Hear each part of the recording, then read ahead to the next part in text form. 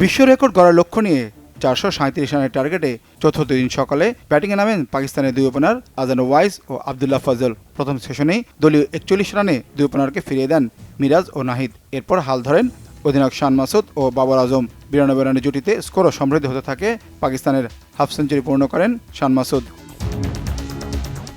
47 রানে থাকা বাবরকে আউট করে স্বাগতিকদের গুরুত্বপূর্ণ ব্রেক থ্রু এনে দেন তাইজুল। এরপর নাহিদ রানে তুলে নেন সৌদ শাকিলের উইকেট। নিজের পরের ওভারেই তাইজুল 71 রান করা শান মাসুদের উইকেট তুলে নিলে 162 রানে 5 উইকেট হারিয়ে বিপর্যয়ে পড়ে পাকিস্তান।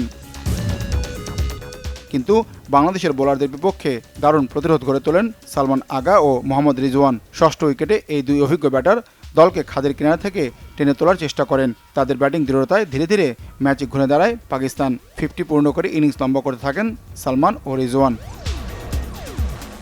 উইকেটে সেট হওয়া দুই ব্যাটসম্যানকে সাজঘরে ফেরাতে পেস ও স্পিন সব অস্ত্রই ব্যবহার করেন ক্যাপ্টেন শান্ত। শেষ বিকেলে সেই প্রচেষ্টা আলোর মুখ দেখে। টাইগারদের ত্রাতা হয়ে আসেন তাইজুল। তার স্পিন ঘূর্ণিতে বোল্ড হন সালমান আগা। জুটি ভাঙে 134 রানে। 71 করে ফেরেন সালমান। স্বস্তি ফিরে আসে স্বাগতিক শিবিরে। এরপর হাসান আলীকেও শান্তর তালুবন্দি করেন তাইজুল।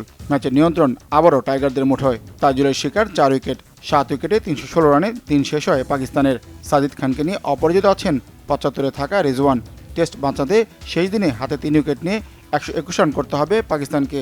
আর 2-0-তে সিরিজ জয়ে বাংলাদেশের চায় আর 3 উইকেট। ঘরের মাঠে হোয়াইট ওয়াশ সহ পাকিস্তানের বিপক্ষে প্রথমবার সিরিজ জিতে টেস্ট চ্যাম্পিয়নশিপে আরও এগিয়ে যাবার সুযোগ টাইগারদের সামনে।